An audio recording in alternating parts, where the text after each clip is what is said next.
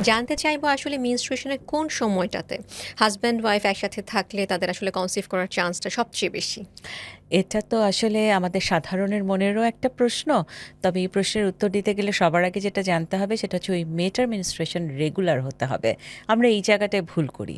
যাদের menstruation regular না, যাদের অনিয়মিত মাসিক হয়, তাদের জন্য কিন্তু কোনটা ফার্টাইল পিরিয়ড কিংবা কোন সময় সহবাস করলে প্রেগন্যান্সি হবে, এই কথাটি তাদের জন্য আসলে যথার্থ নয়।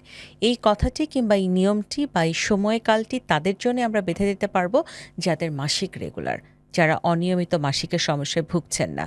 সেই পয়েন্ট অফ ভিউ থেকে যদি চিন্তা করি যে মেয়েটির ২৮ দিন পর, পর বা ৩০ দিন পর, পর নির্দিষ্ট সময় মাসিক হয় কিংবা ১-২ দিন আগে পরে হয়।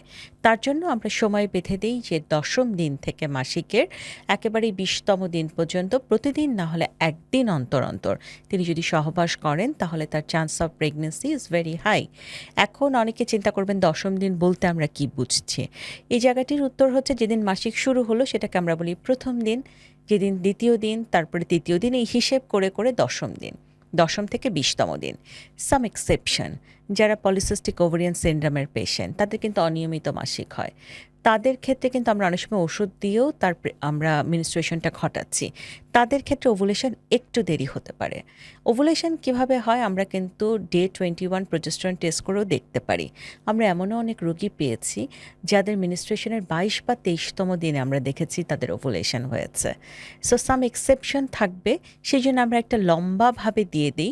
স্পেশালি যাদের অনিয়মিত মাসিক বা পিসিও সমস্যা আছে তাদেরকে আমরা বলি একেবারে ২২-২৩তম দিন পর্যন্তই আপনি চেষ্টা করবেন।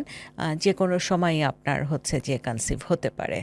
তো মেনস্ট্রুয়েশন যাদের রেগুলার তাদের জন্য আসলে এই সময়কালটি খুব গুরুত্বপূর্ণ।